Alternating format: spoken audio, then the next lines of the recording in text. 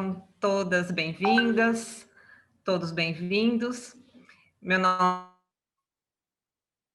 é sou curadora do Laboratório Social, que é uma iniciativa da Eventos. Convido a vocês a nos conhecerem melhor através das nossas redes sociais. Hoje nós temos aqui o prazer, né, de poder fazer aqui a nossa parceria com o Unesp, que é o Núcleo de Estudos de Relações Estado-Sociedade e Políticas Públicas da Universidade Federal da Paraíba. Estou falando assim devagar porque a minha conexão está bem instável. Então, hoje nós temos aqui a presença do professor Joel Felizes, da Universidade de Minho, de Portugal, o professor Ladislau Dalbor, aqui da PUC de São Paulo, e quem vai conduzir este painel de hoje é o professor Anderson, também da Universidade Federal da Paraíba. Então, eu passo já a palavra para o professor Anderson, para ele fazer as devidas apresentações, e eu desejo a todos e a todas um bom painel. Obrigado, Lucy. Boa noite para todas e todos. Muito obrigado pela presença de todos. Esse evento faz parte de um ciclo de debates sobre o tema do poder local. Esse é o segundo momento desse ciclo, que deve ter mais outros momentos ao longo desse ano. E hoje contando com a presença aí dos professores que a Lucy já anunciou. Eu queria começar fazendo breves agradecimentos, afinal de contas, um evento desse porte não se faz sozinho, então eu queria só rapidamente apresentar alguns parceiros e algumas organizações e instituições que estão por trás desse momento. Primeiramente, agradecer ao Departamento de Gestão Pública da Universidade Federal da Paraíba, ao Programa de Gestão Pública e Cooperação Internacional, PGPCI, também da Universidade Federal da Paraíba. Queria reenfatizar essa parceria do Laboratório Social e agradecer à equipe do Laboratório Social que, mais uma vez, gentilmente tem produzido esses eventos, e são pessoas com uma capacidade técnica muito importante para a realização disso. Agradecer especialmente a pessoa do Camilo Flammarion, que está na coordenação desse laboratório, mas também aqui hoje com a gente, a Lucy, que já falou, que já se apresentou, e a Ana Maria, que está aqui na retaguarda, também agradecer essas duas pessoas, duas colegas que estão aqui. Esse evento é mais um dessa parceria do Núcleo de Estudos das Relações Estado, Sociedade e Políticas Públicas, Unesp, que é da Universidade Federal da Paraíba, juntamente com o Laboratório Social. E, por fim, contar um pouco para vocês sobre o contexto desse evento e uma coordenação que se dá no contexto de um projeto de extensão chamado Anatomias do Poder Local. Esse projeto de extensão iniciou esse ano na Universidade Federal da Paraíba, e o objetivo desse projeto é produzir um podcast, a primeira temporada do podcast, com o mesmo nome, mas entrevistando e ouvindo histórias, relatos de gestores públicos municipais em pequenos e médios municípios no Brasil, e compreendendo as dificuldades que esses gestores têm na realização da gestão pública. E, por fim, não esquecer a parceria também com o grupo de pesquisa da USP, chamado Poder Local e Desenvolvimento, PDL, que tem sido um parceiro na realização desses eventos e também de outras iniciativas aqui do Projeto de Extensão e do Núcleo e do Unesp. Eu queria falar muito rapidamente sobre o objetivo aqui, a nossa ideia como esse evento, e aí muito mais para uma introdução, uma provocação ao debate para esse momento. E, claro, posteriormente apresentar os dois palestrantes que são os principais aqui dessa noite. Bom, o debate sobre poder local no Brasil, ele volta a ganhar ênfase, né, como um contraponto ao autoritarismo que vem emanando da esfera federal, principalmente concentrado no poder executivo. Esse movimento de contraponto não é inédito na história brasileira. O processo de enfrentamento da ditadura militar na década de 80 deu mostras que esse caminho de valorização do poder local é possível, é um caminho possível. Naquela época, a ideia vinha de algo que transformava o poder de maneira ascendente, ou seja, da vida das pessoas, dos indivíduos e suas microidentidades, e que poderia alcançar mudanças cívicas mais profundas, e, sobretudo, uma relação entre as pessoas com o poder e com o Estado. Nesse contexto daquela época, a política e a economia se entrelaçavam, davam sentido para outro modo de produção de vidas e de identidades. O município, no caso brasileiro, foi o espaço dessa vivência, mas o município tem em seu interior diferentes territórios.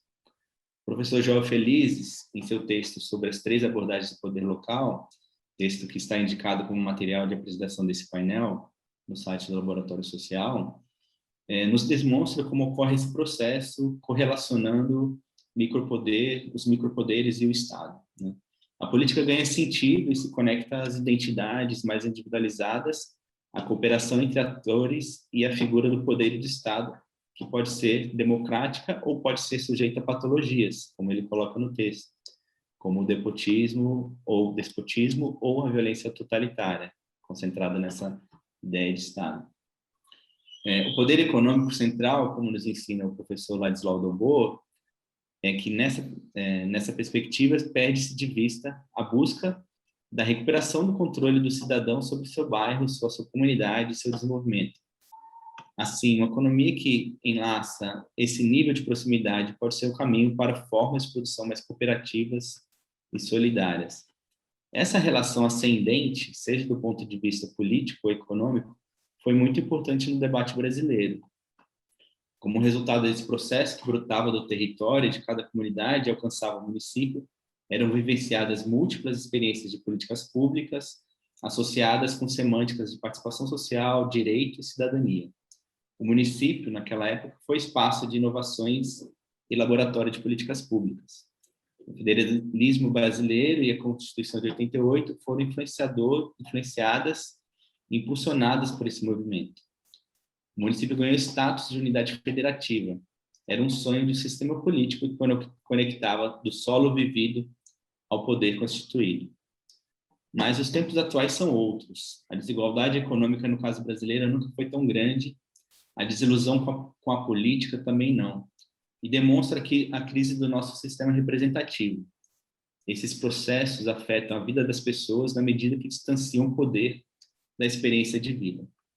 Uma sociabilidade fundada no ethos do autoritarismo e na violência ganha espaço e o poder local, que antes era democrático e cidadão, corre risco de ser um elemento disputado por milícias privadas e grupos que captam as poucas fontes de recursos públicos. Nesse contexto, o neoliberalismo e o autoritarismo se associam, o local passa a ser dominado. A experiência portuguesa nos mostra, e aqui tem o primeiro ponto de curiosidade para esse evento de hoje, que o caminho pode ser diferente, com construções de governos fundamentados no diálogo e na concertação entre diferentes partidos e políticas sociais. Mais importante ainda dessa experiência é a conciliação entre crescimento econômico e bem-estar social. Se a experiência portuguesa pode ser exemplar, a única certeza é que precisamos respirar. A pandemia da Covid-19, mas não só ela, demonstra que o enfrentamento das nossas crises sociais mais amplas poderia começar pelo local. O caso de Araraquara, no estado de São Paulo, ou mesmo da comunidade da Maré, no Rio de Janeiro, que conseguiram frear a contaminação e as mortes pela Covid, demonstram esse potencial. Essas ações associaram cuidado coletivo, cooperação e solidariedade. Esse painel de título Poder Local entre a Política e a Economia é um convite para refletir sobre essas potencialidades que podem emanar do local. E para nos conduzir dessa reflexão, recebemos nessa noite 2 professores de peso, e a quem já agradeço antecipadamente. Para nos contar sobre a experiência portuguesa, já agradecendo por ficar com a gente até tarde da noite, em seu fuso horário, a gente recebe o professor João Felizes. Ele é sociólogo, membro do Departamento de Sociologia da Universidade do Minho desde 1990 e do Centro de Estudos de Comunicação e Sociedade, com sede na mesma universidade, desde 2020. Realizou sua investigação de doutoramento sobre o poder local português, em 2005. A sua investigação tem como áreas centrais a sociologia do poder, a sociologia do desenvolvimento e a análise do discurso. Tem alguns trabalhos publicados, sobretudo sobre temas relacionados com o poder local, o desenvolvimento local e regional e a integração europeia, tendo igualmente colaborado em alguns projetos de investigação e iniciativas de planejamento. Recebemos também, dessa vez mais pertinho, o professor Ladislau Dobor. O professor Dobor é economista e professor titular de pós-graduação da Pontifícia Universidade Católica de São Paulo. Foi consultor de diversas agências das Nações Unidas, governos municipais, além das várias organizações do Sistema S, autor e coautor de cerca de 40 livros, e toda a sua produção intelectual está disponível online na página dombor.org. Vamos escutá-los por 40 minutos para cada palestrante, e depois abriremos para uma rodada de perguntas com o público. Vocês podem enviar o questionamento pelo chat do Zoom, ou mesmo do YouTube, e selecionaremos aqui as intervenções para posteriormente. Lembro a todos que coloquem o nome e localidade que estão, para também a gente conseguir nos localizar espacialmente onde vocês estão e onde cada um de nós está. Professor Joel, a palavra está contigo. Vou te avisar com 30 minutos. Faltam 10 minutos para controlar o seu tempo, fazendo esse papel mais chato, mas importante aqui também para a gente dar condições de todos participarem. Muito obrigado, professor Joel. Obrigado. Vou começar naturalmente por agradecer a todos, agradecer em especial o convite que me dirigiram para participar neste debate. Fiquei até um pouco surpreendido porque, não pela natureza do convite, mas porque são raras as oportunidades que no nosso meio, enfim, aqui académico, não é, em Portugal, há para se, enfim, debater estes temas. Este também resulta, julgo que o convite também terá que ver com o facto de não haver assim tantas pessoas em Portugal a trabalhar este tema. De resto, as pessoas com quem eu trabalhei mais no passado, neste momento, já estão aposentadas, não é? Já não estão no ativo, embora ainda trabalhem naturalmente algumas. O meu primeiro orientador, por exemplo, já tem uma idade muito avançada, uma orientadora do meu trabalho de doutoramento, não é? Portanto, eu diria que, sendo um tema, naturalmente, que tem algumas particularidades, eu, apesar de tudo, vai suscitando interesse um pouco por todo o lado, não é? É muito interessante nos encontros científicos, quando eu refiro que, enfim, eu estudei bastante o poder local, as pessoas imediatamente reconhecem, não é, qual é o assunto e um pouco quais são os aspectos, não é, que estão em causa. Eu aqui, nesta apresentação, eu espero demorar, de facto, menos de 40 minutos, para também dar um pouco mais de espaço para o debate. Começaria, talvez, por situar um pouco a lógica da minha intervenção. Eu tive total liberdade, naturalmente, o Anderson sugeriu-me um pouco um tema, de facto, entre política e economia, mas eu acabei por fugir um pouco às questões económicas, embora, enfim, não quero para passar, digamos, esse assunto para o palestrante seguinte, seria, enfim, é lógico que fosse essa a razão, mas porque, de facto, olhando para esta realidade, designadamente do poder local em Portugal, não há, por assim dizer, uma clara ligação entre, assim, enfim, o que é um mundo, digamos, de um poder periférico que tem, de resto, origem, enfim, digamos, o lugar, em termos simbólicos do poder local, remete muito para o ordenamento do território, não é? Portanto, a primeira grande competência que foi atribuída aos municípios portugueses foi o ordenamento do território, e ainda assim com limitações decorrentes do facto, por exemplo, ter sido fixado pelo Governo Central um conjunto de áreas onde, digamos, a capacidade construtiva é severamente limitada, aquilo que entre nós se chama a reserva agrícola nacional e a reserva ecológica nacional, portanto, poder sim de disposição sobre, enfim, algumas matérias de planeamento do território, mas ainda assim limitado e controlado, como é normal, de resto, pela própria legislação existente. E, portanto, as competências, os poderes no plano do desenvolvimento económico são relativamente reduzidos em Portugal.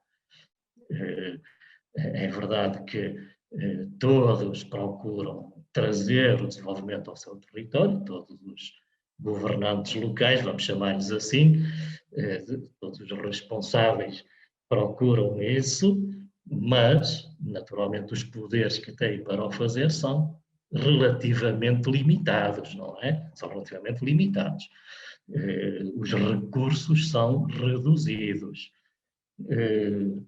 Mas, enfim, vamos talvez começar por uma curiosidade que eu encontrei fazendo aqui uma conta muito simples.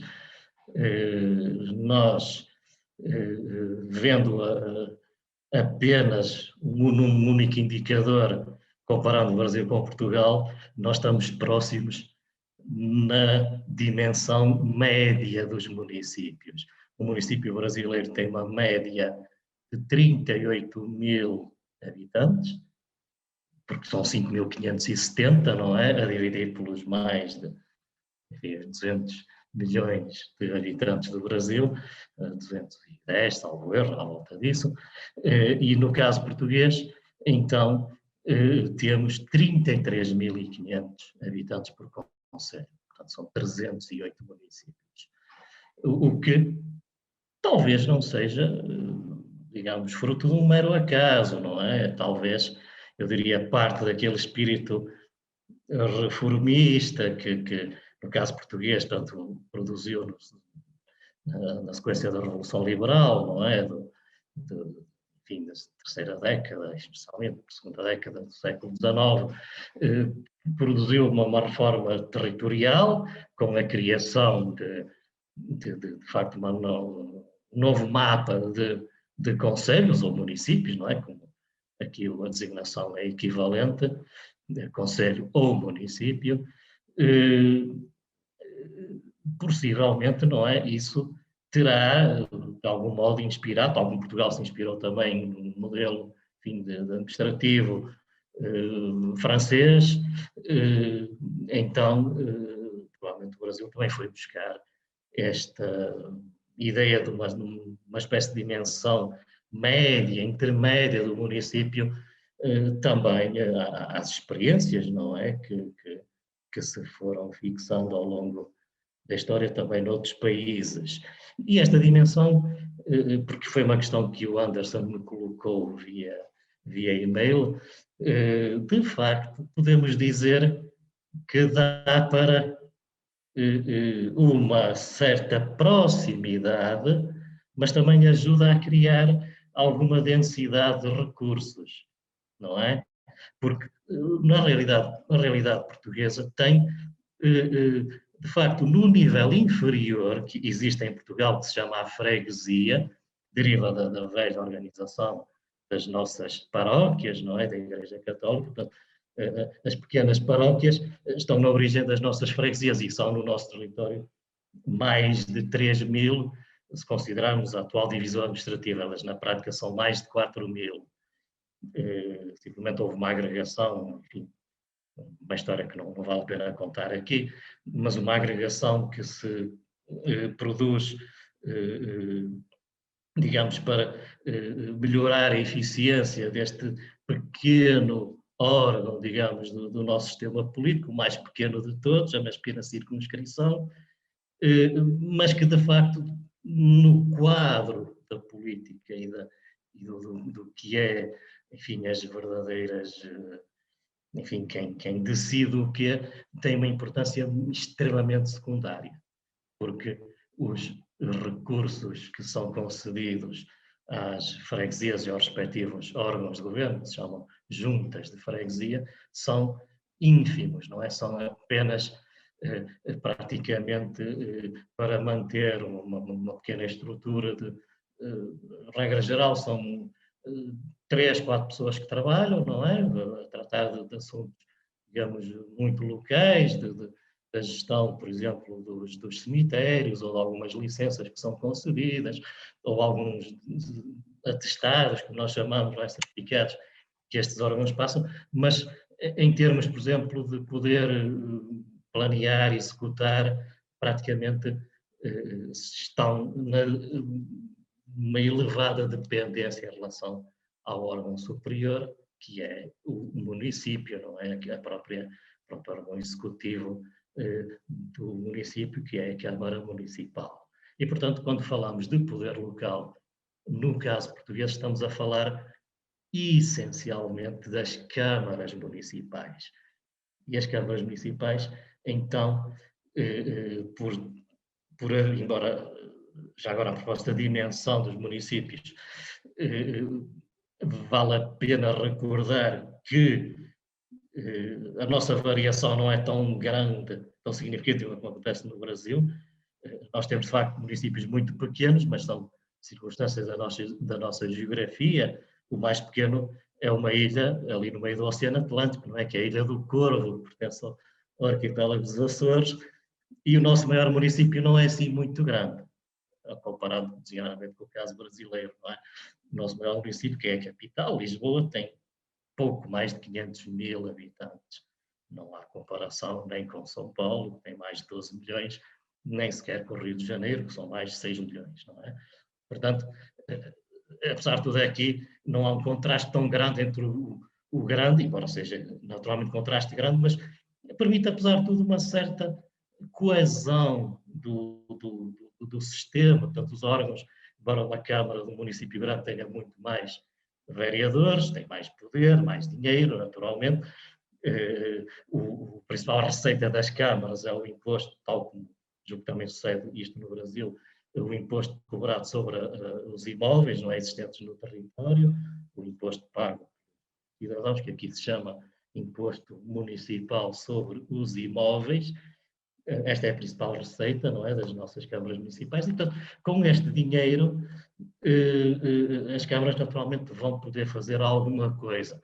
Uma das coisas que fazem, por vezes, é distribuir um pouco pelas freguesias, onde, portanto, se cria um pouco um ambiente, por vezes, politicamente, eu diria, atípico, porque frequentemente, uma vez que as freguesias têm órgão, o seu órgão eleito, que é a Assembleia de Freguesia, de onde sai a Junta de Freguesia, é frequente, de facto, no nosso caso, digamos, a lista que vence e que tem a liderança da Câmara Municipal não é naturalmente a mesma que está nas várias freguesias desse município. Um município pode ter 10, 20, 30 freguesias, conforme, enfim, esta divisão. Mas o que é certo é que, frequentemente, há freguesias que têm, portanto, órgãos, juntas, que são da oposição, partidos da oposição. No caso português, é interessante notar, uma vez que o tema, enfim, política aparece sempre nestas matérias, é interessante notar que a nossa tradição, enfim, o Anderson é benigno a dizer que há uma concertação ou há uma cooperação, no caso português, ela de facto ocorre, mas é muito condicionada, não é? Por exemplo, pela relação de forças. O município tem toda a força na relação que tem com a freguesia, portanto, a oposição feita pela Junta de Freguesia digamos, à Câmara Municipal é quase apenas simbólica, não é? Não pode fazer muito pouco, porque ainda por cima se começa a fazer muito barulho, como nós dizemos aqui, provavelmente vai perder alguma receita, não é? E algumas possibilidades de levar por diante pequenos projetos de obras, de pequenos melhoramentos, não é? No local da freguesia. Portanto, há naturalmente aqui uma relação que reveste, não é, as características tradicionalmente nós associamos também a formas autoritárias, não é, de poder. Dentro da Câmara, já agora, já que estamos neste tema, ele não está aqui nos meus apontamentos, mas eu não resisto a falar nele, dentro das câmaras municipais também acontece algo semelhante, porque embora o sistema de eleição seja, digamos, proporcional, o que é certo é que como é um corpo reduzido que é eleito, são 5, 7, 9 vereadores, entre os quais está o presidente, então, na grande maioria dos casos, quem vence a eleição para a Câmara tem a maioria. Só em grandes municípios, por regra, é que pode vencer e não ter a maioria absoluta dos mandatos na Câmara. E, portanto, nesse caso, o vencedor tem de negociar o seu programa, não é? Isto consegue-se em Portugal porque, precisamente, no caso da Câmara em que isso tem acontecido com mais frequência, é precisamente a Câmara da capital, em Lisboa.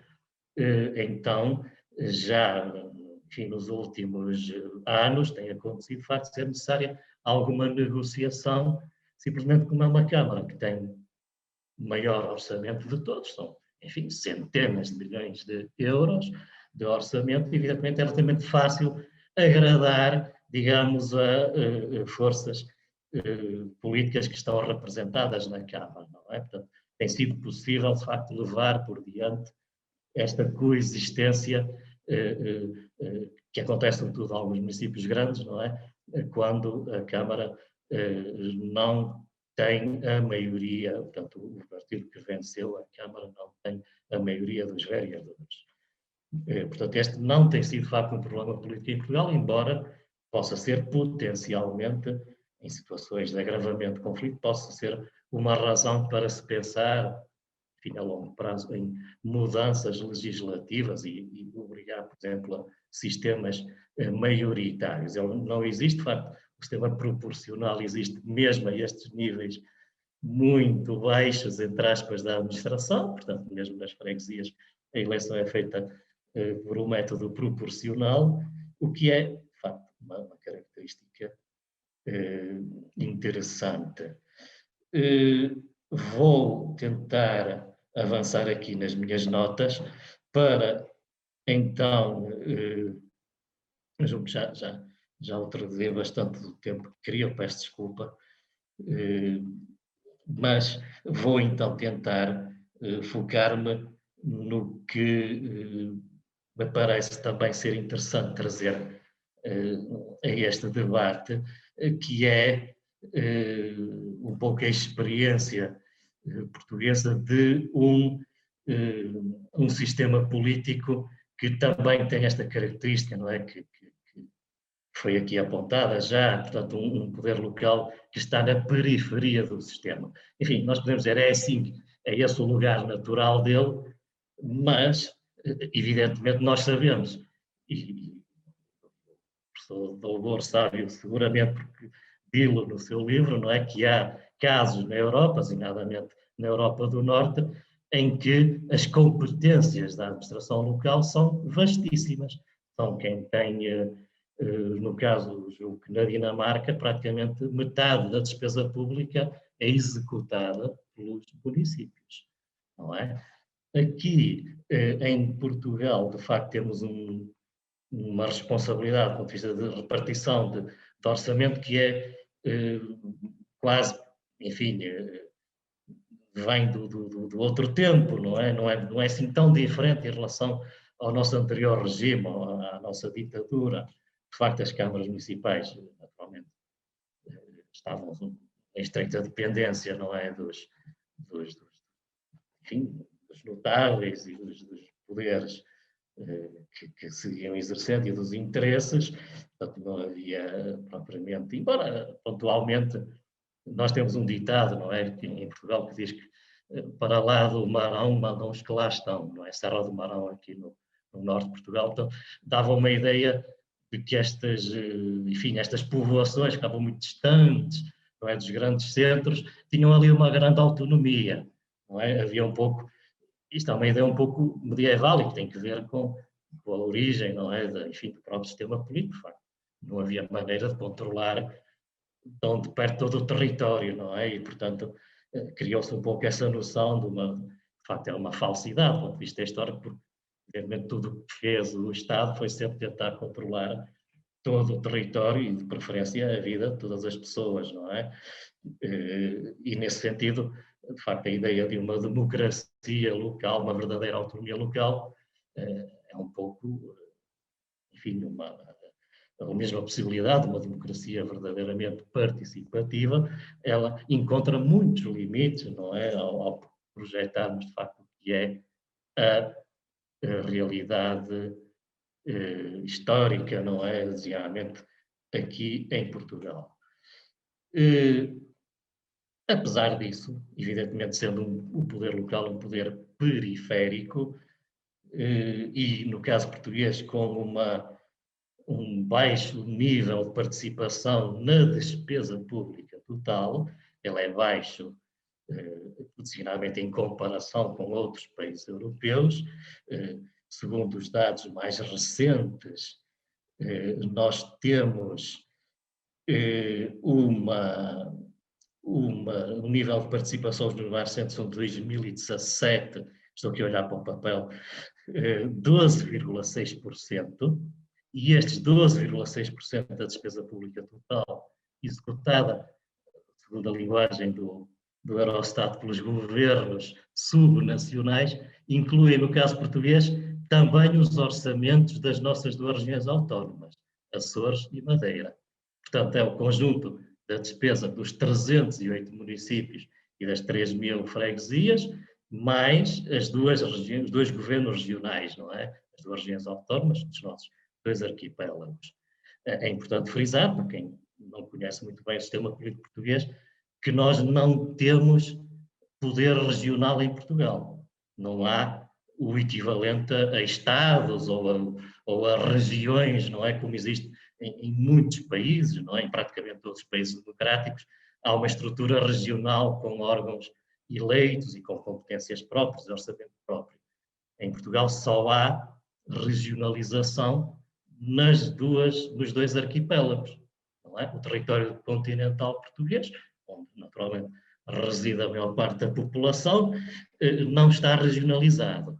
Ele está regionalizado no papel desde 1976, a Constituição Democrática disse que sim, ia haver regiões, mas que elas precisavam de ser, digamos, desenhadas e aprovadas com legislação própria, e nunca aconteceu. Portanto, nós somos um país, de facto, nesse aspecto, extremamente conservador. Nem sequer consegue fazer uma reforma do sistema político que corresponde, no fundo, a aproximar o sistema político português do que é a referência das grandes democracias, quer na Europa, quer um pouco por todo o mundo, não é? Que é ter uma estrutura regional. Elas só não existem em países muito pequenos, portanto, não existe administração regional em países como, sei lá, o Chipre ou Malta, não é? Pequenos países, sim, talvez não se justifique, mas agora um território, enfim, mesmo não sendo vasto, como é o território português, naturalmente faria todo sentido existir uma estrutura de poder regional. Portanto, não havendo, isto torna então os números da despesa pública, de facto, bastante baixos, são recursos relativamente escassos que o nosso poder local tem à sua disposição. E isto, no entanto, tem aqui, já agora o professor Doutor indica exatamente no seu livro que a despesa dos municípios no Brasil é de 15%, mas eu sublinho isto, estes 15% inclui a despesa com a rede escolar básica, salvo erro, não é? Portanto, no caso do Brasil, tem a responsabilidade, designadamente, de pagar os professores daquele município. Em Portugal isso não acontece. Em Portugal, as câmaras municipais não têm de pagar nem a um professor, nem uma educadora de infância, não é? Isso é tudo pago diretamente pelo Ministério da Educação, quando estão na rede pública, não é? Portanto, o que acontece é que, precisamente, mesmo com um orçamento pequeno, nós temos uma situação muito curiosa desde há uns anos em Portugal, que é o maior investidor público em Portugal são os municípios. Isto é, o conjunto da despesa pública de investimento, o conjunto dos 308 municípios, executam mais verbas de investimento do que o Governo Central. É muito curioso, só acontece desde há uns anos para cá, porque por força da nossa austeridade, a despesa de investimento da Administração Central caiu a pique, não é? Nos últimos anos. Nós estamos com níveis de investimento baixíssimos, não é? Praticamente não se vê. Agora, as obras que se vêem aqui, quem anda por estas estradas, são obras municipais, não é? Por exemplo, este ano é um ano de eleições, vai haver eleições locais aqui em outubro, não é? Mais daqui a uns meses. Portanto, sendo, como eu digo, um poder periférico, ele, no entanto, tem estas características. Não é?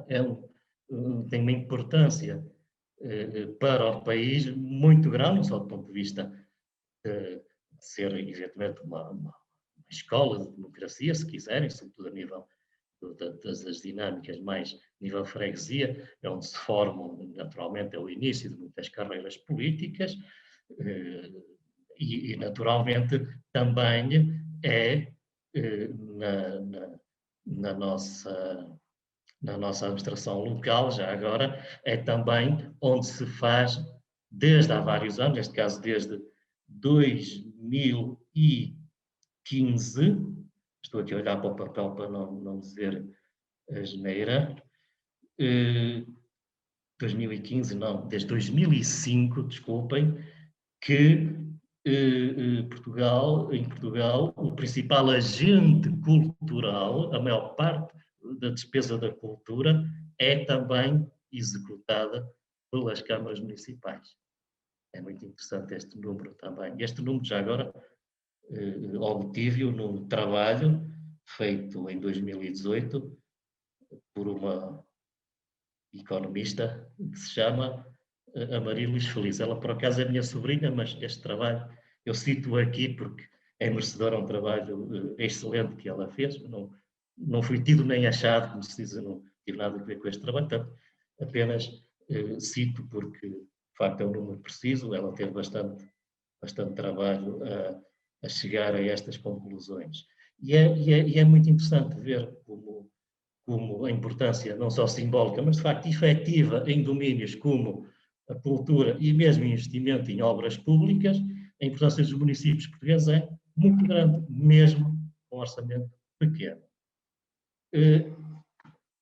Não sei se ainda tenho mais uns minutos, eu peço ao Anderson que me diga... Sim, professor, mais 13 minutos. 3? 13. Oh.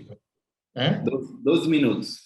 Ok, eu espero não gastar tanto, mas, enfim, eu tinha muito mais coisas para dizer. Isto é, os professores são falam muito mais, não é? Sempre assim. Enfim, como o Anderson disse, já estou aqui professor nesta universidade há 30 anos, por isso há mais de 30 anos, isto são já vícios, não é? De formações profissionais. Mas, então, para tentar atalhar aqui os argumentos,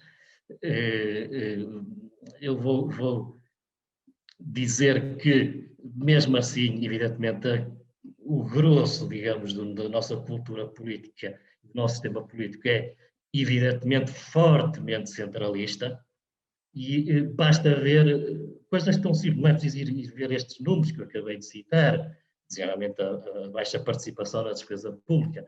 Basta ver um facto tão simples. Só há, em Portugal, uma Câmara Municipal onde estiveram sentados, não é, no cargo de presidente, dirigentes políticos que tiveram, digamos, carreiras políticas de enorme relevo na vida política nacional. Muitos outros, naturalmente, muitas outras câmaras são políticos extremamente qualificados e que têm carreiras também de grande mérito, um pouco por todo o lado.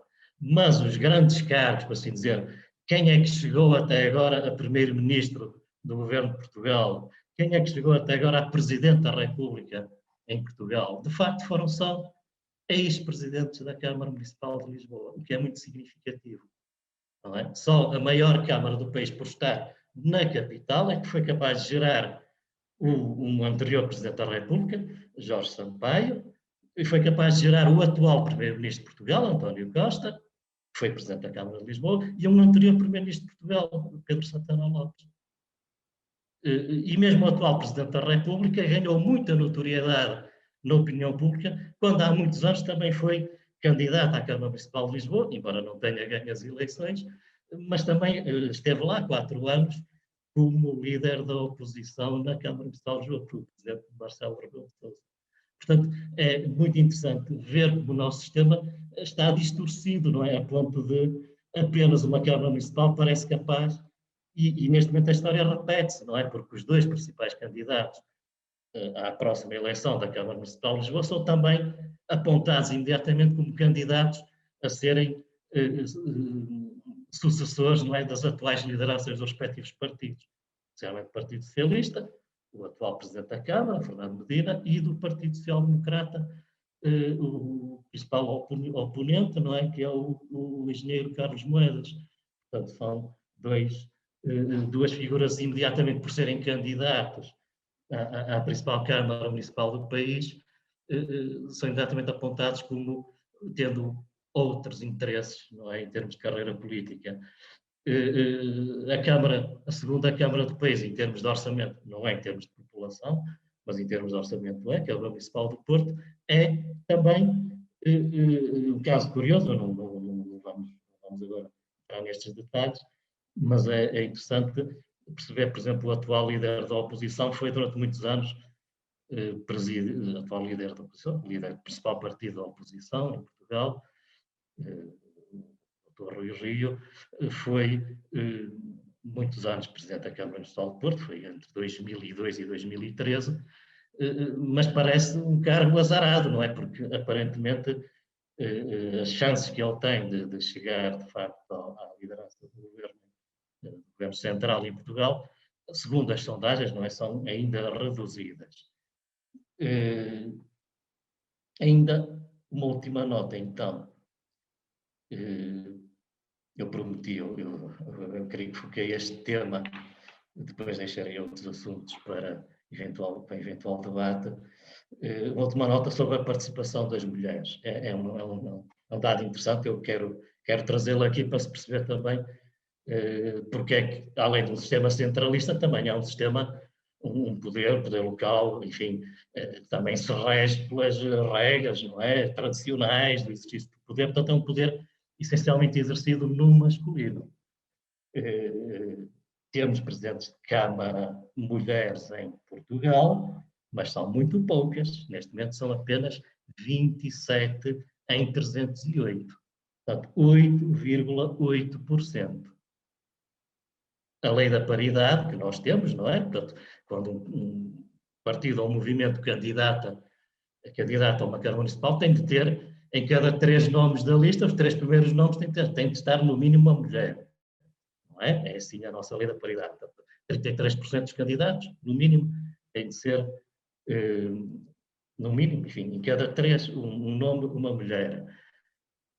E isso resulta, curiosamente, não é que, neste caso, em 90, mais de 91%, enfim, mais de 90% das listas apresentadas são lideradas por homens. Portanto, resulta, naturalmente, nesta desproporção no topo, não é? Porque o nosso poder local também é ele próprio centralizado, não é? É um poder muito pessoalizado na figura de quem presida a Câmara.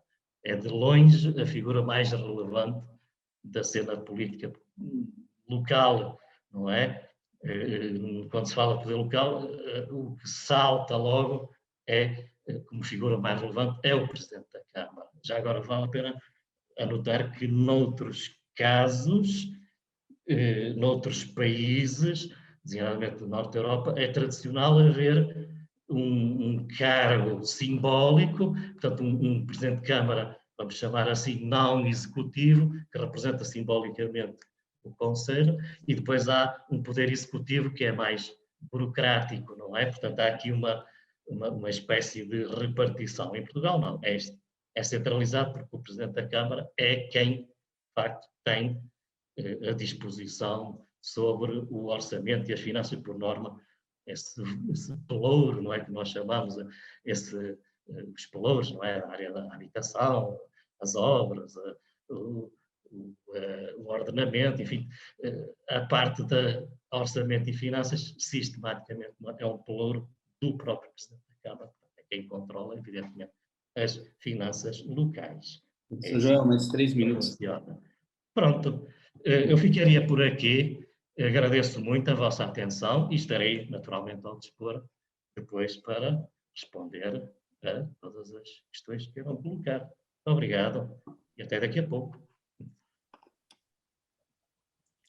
Nós que agradecemos, professor, também pelo respeito ao tempo nesses momentos, mas é muito interessante a sua fala, né?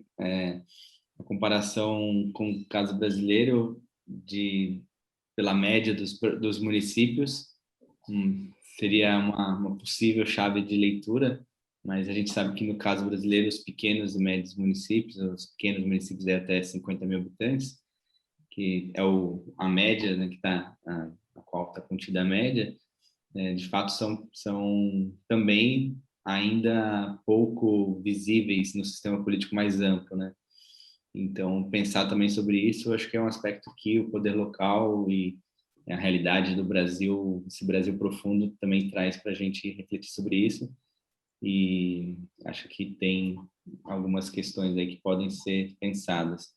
Mas achei interessante também, e queria frisar aqui, a sua fala sobre a possibilidade dos investimentos e o setor de cultura estarem sobre cargos dos municípios, né? Isso, no caso brasileiro, de fato, também existe essa possibilidade, mas os municípios têm uma maior parte do seu orçamento voltados para as políticas universais, no caso, saúde, educação e assistência social, né? Assistência social um pouco menos.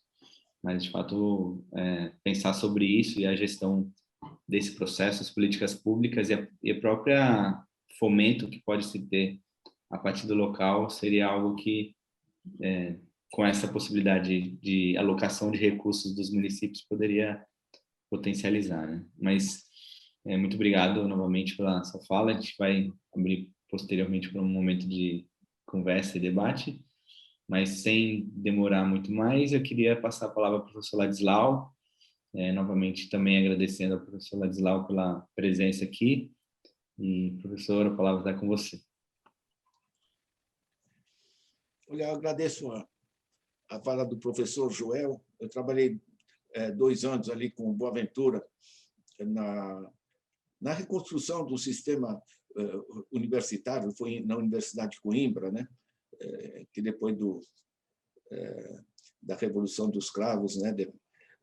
gerou uma outra dinâmica e uma atualização e modernização do sistema universitário. E conhecer Portugal, para mim, foi extremamente rico, né? São situações profundamente diferentes do Brasil, mas, inclusive, esse fato foi realçado pelo professor Anderson, né? De que a capacidade de investimento está, em grande parte, descentralizada, ou seja, você aproxima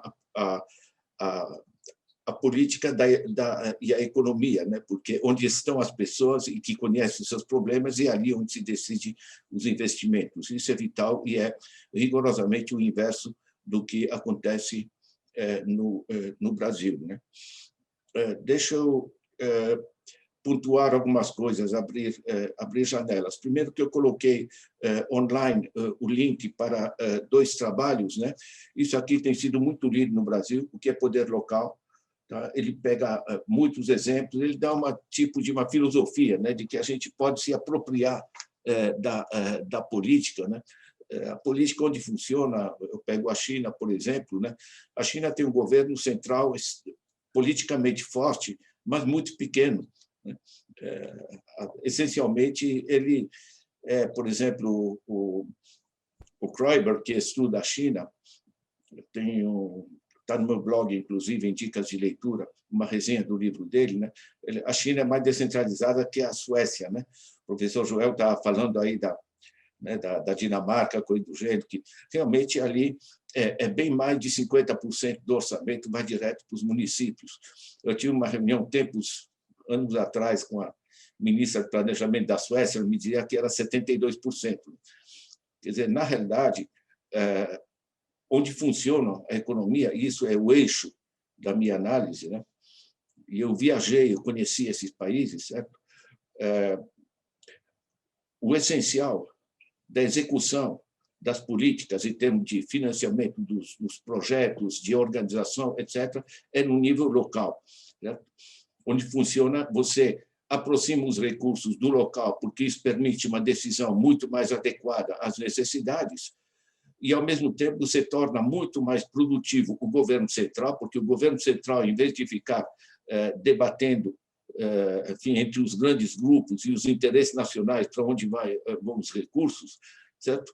Ele e não fica negociando com prefeitos e transformando isso em alavancas políticas, mas, na realidade, isso permite que o governo central pense as grandes infraestruturas, políticas científico-tecnológicas de longo prazo, políticas externas, coisas do gênero, certo?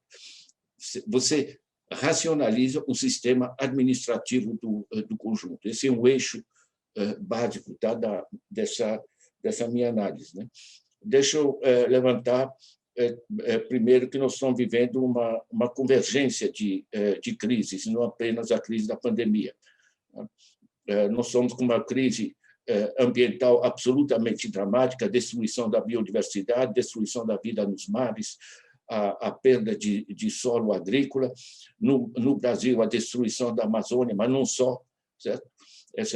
O agroexportador intensamente químico e monocultor, ele é um desastre em termos ambientais, né? Ele rende divisas para o Brasil, mas é um desastre em termos ambientais. Então, temos a dinâmica ambiental que vai se manifestar também nas cidades, né?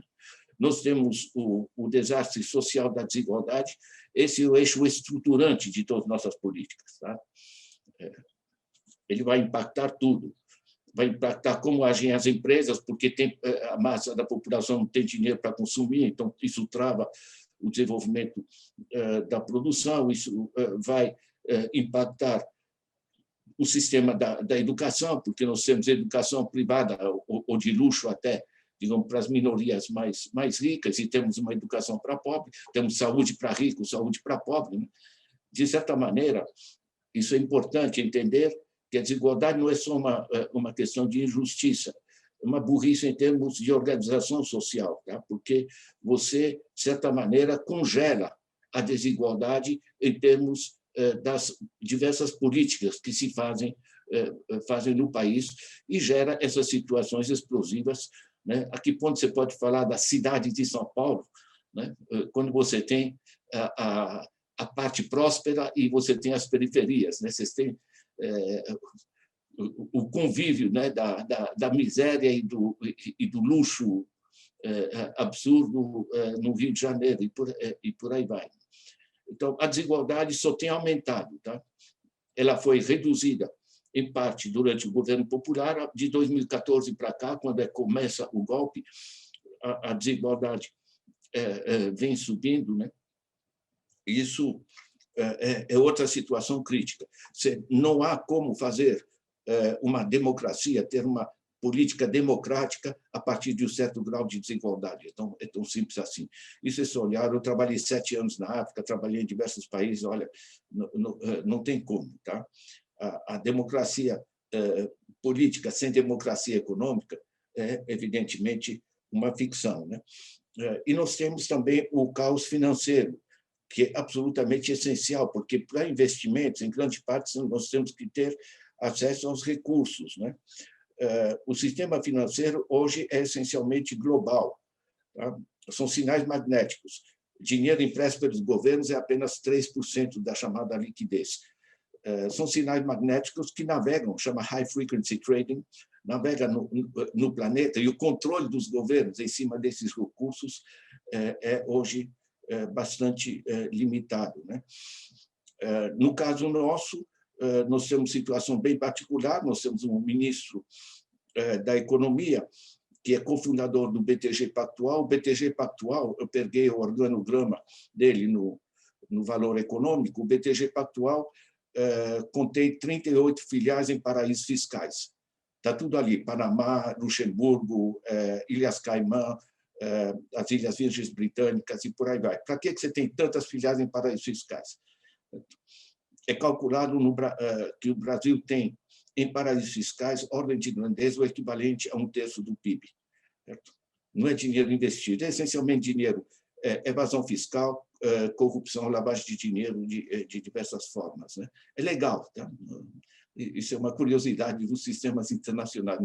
Não há ilegalidade num processo que simplesmente desorganiza o país. Eu estou levantando isso porque a pandemia vem cair em cima de situações que já eram críticas. Né? De 2014 para cá, o Brasil não se desenvolve simplesmente, está paralisado. Né? A situação econômica hoje, 2021, do país é mais ou menos, em termos econômicos, no nível de 2011, e em termos de fome, nós estamos nos anos 90. Né? Voltamos. Nós temos 19 milhões de pessoas passando fome e 112 milhões de pessoas em situação de insegurança alimentar. É gente que ora tem, ora não tem comida. Né? Eu queria trazer um pouco esse pano de fundo, porque nós estamos discutindo, e para mim é essencial, a que ponto os poderes locais, os municípios, podem resgatar as rédeas desse caos econômico, social e político que está se gerando. Né? É muito mais difícil você tirar dinheiro dos municípios, digamos, de maneira tradicional. A gente pode pensar fórmulas, né, de gestão ao mesmo tempo política e financeira para equilibrar o processo. O básico é o seguinte: os recursos devem servir ao bem-estar das famílias, e a gente não está tendo isso, obviamente, no Brasil.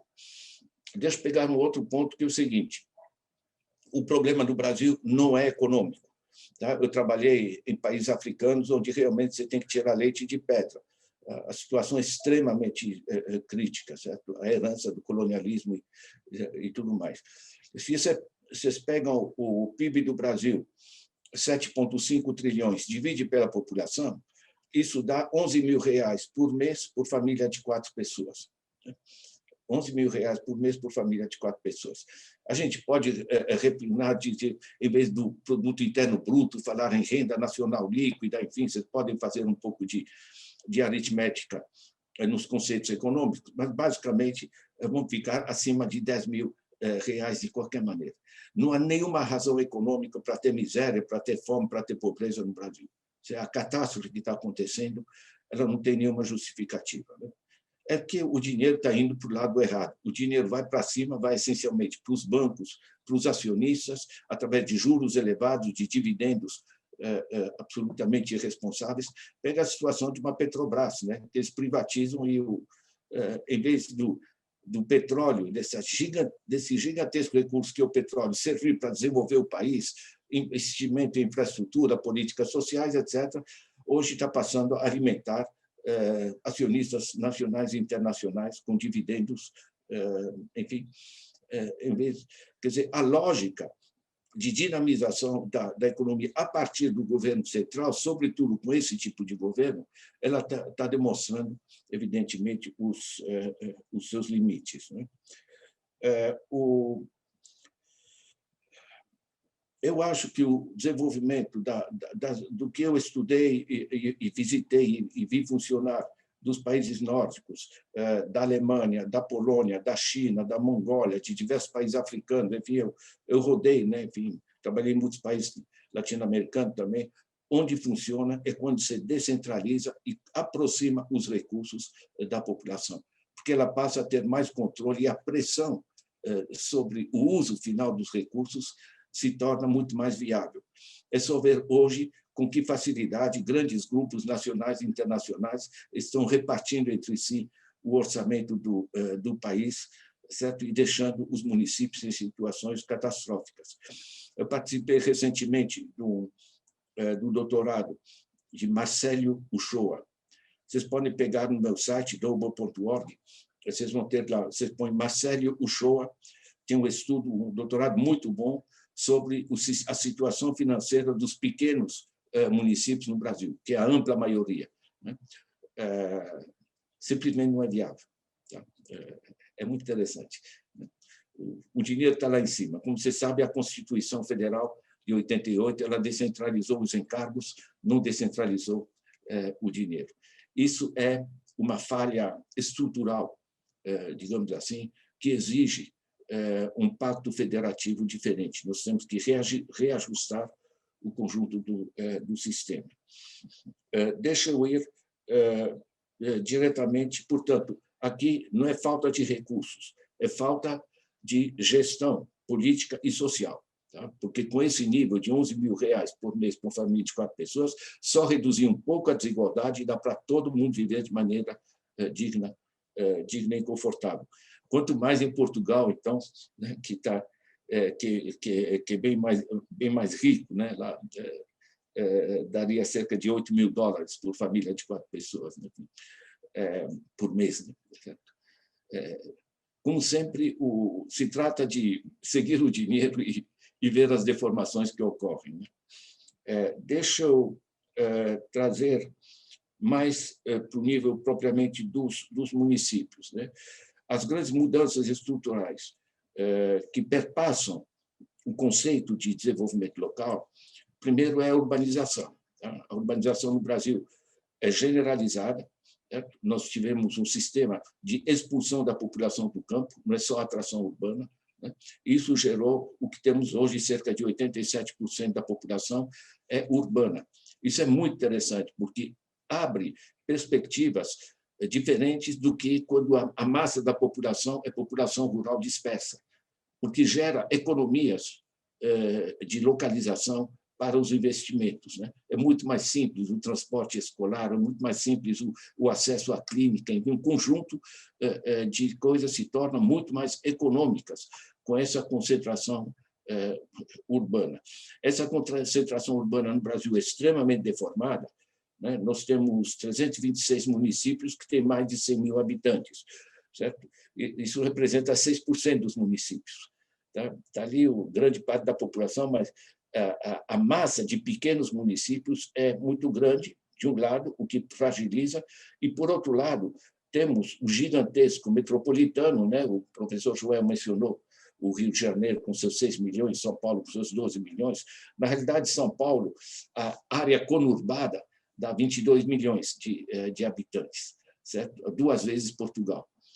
Eu fui secretário da prefeitura de São Paulo, né? Eu estava administrando na minha área o tamanho de um país, digamos. Né? Isso é muito interessante, né?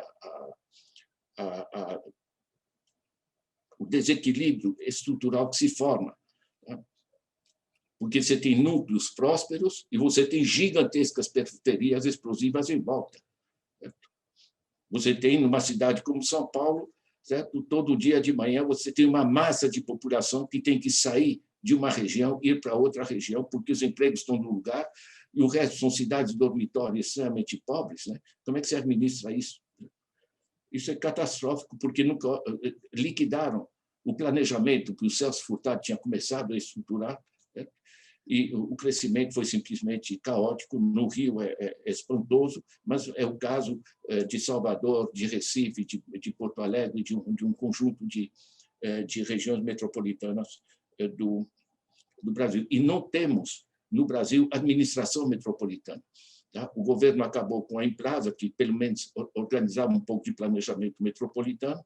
Eu queria dar como exemplo, né? Eu tive para o Nelson Mandela organizando ali o planejamento social para a província de Gauteng, né? E o Joanesburgo tem a cidade e tem os municípios conurbados, né? Mas eles têm o Greater Council, Greater Johannesburg Municipal Council, né?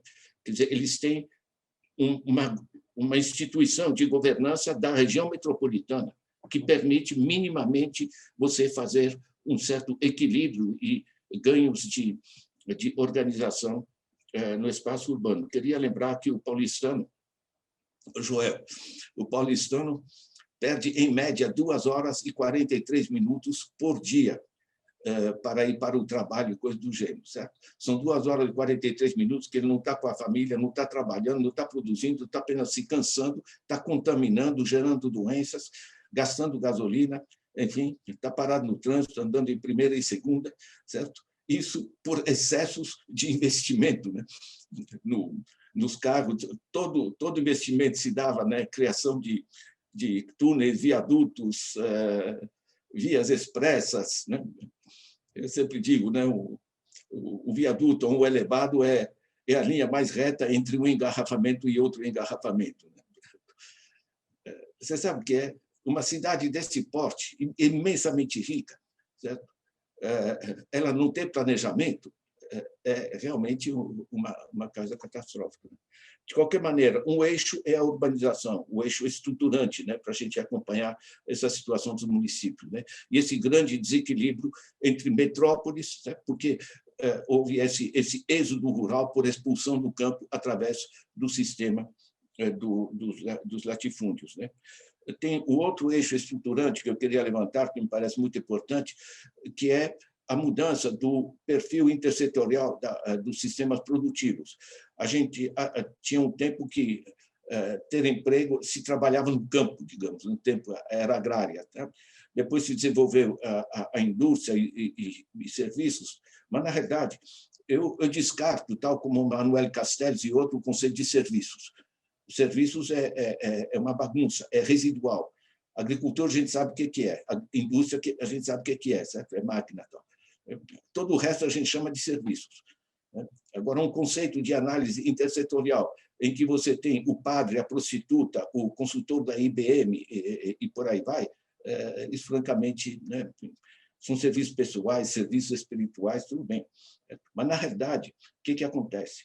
Qual é o grosso, realmente, o núcleo estruturante no que a gente chama de serviço? É saúde, educação, segurança, essas áreas, as políticas sociais. Certo? Queria lembrar que nos Estados Unidos, só saúde é 20% do PIB. Uma pessoa em cada 5 está na área da saúde. Certo? Ou seja, essas áreas estão se tornando dominantes, porque a indústria está se automatizando, o agro está entrando em outra dinâmica, né? Hoje se fala em agricultura sem agricultores, né? E esse é o grande eixo. E por que é tão importante? Porque saúde, educação, segurança, tudo isso aí tem que ser rua por rua, casa por casa. Saúde tem que chegar a cada criança. E não é uma coisa que você produz na China e põe na prateleira de um supermercado. Certo? São coisas de contato, são coisas imediatas. Ou seja, de certa maneira, a mudança do perfil intersetorial, de qual é a composição do PIB, em termos de setores, nos obriga a entender a importância muito maior dos sistemas locais de gestão, né? Dos processos urbanos. A China entendeu isso a fundo, né? Eu volto a recomendar, né? O livro do Kroiber, está no meu site, vocês pegam lá, China's Economy, né?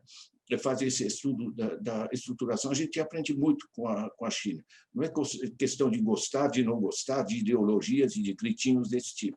É questão de entender como funciona. E a gente pode aprender muito com diversos países, né? De qualquer forma, esse aumento relativo das políticas sociais na importância na economia, vejam o peso da educação. Né? Antigamente, a gente estudava 4 anos, né? Era para ter um verniz de educação, saber decifrar o seu endereço, coisa assim, né? Hoje, o cara está, às vezes, 20, 23 anos, ainda está estudando, né? O sistema está mudando. Ou seja, a expansão das políticas sociais na composição geral das atividades econômicas, certo? Ela se torna absolutamente indicadora da necessidade das políticas locais. Isso é muito forte, né? Tem um terceiro elemento fundamental, que é também uma transformação estruturante, que é a conectividade. Nós estamos na era da revolução digital. Eu não trabalho com o conceito de indústria 4.0, eu acho muito estreito, a transformação é muito mais profunda, né?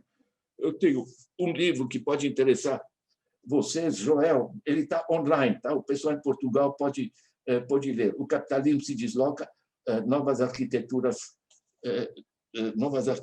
sociais, né?